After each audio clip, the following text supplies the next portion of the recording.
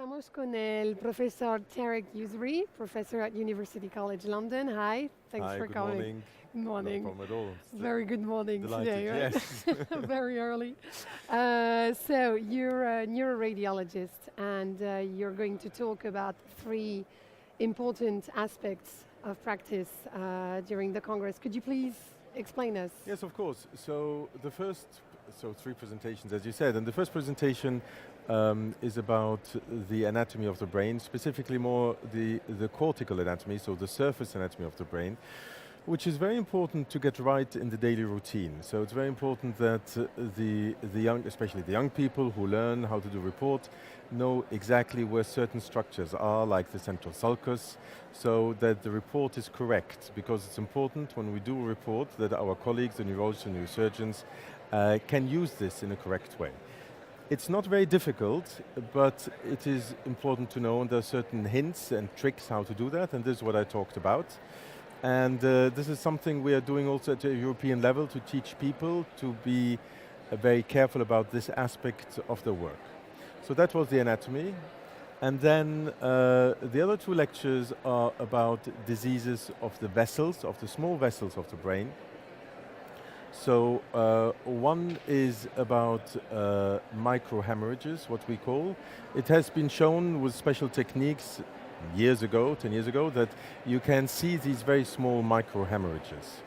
And it's not completely clear how they develop, but we have a view on that. They are associated with hemorrhages in the brain, and it's different forms of diseases they relate to. And this is the lecture, how to do this and how to make the correct diagnosis. And the other lecture was about a problem we often find also in our clinical routine, which is that we see very small, on magnetic resonance imaging, lesions in the white matter. So there can be just one or two, there can be many, and quite often it's not straightforward how to make the diagnosis. And this is what I talked about.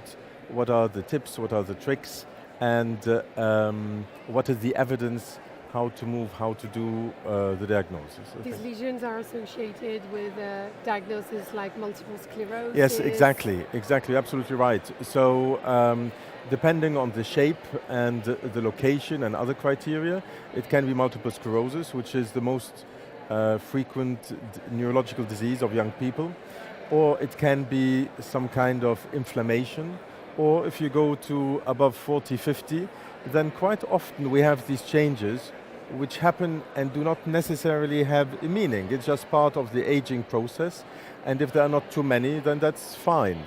So we have to be careful as neuroradiologists not to over-interpret those lesions. On the other hand, they can be part of not successful aging, so you get more of these lesions, and that relates to dementia or other problems.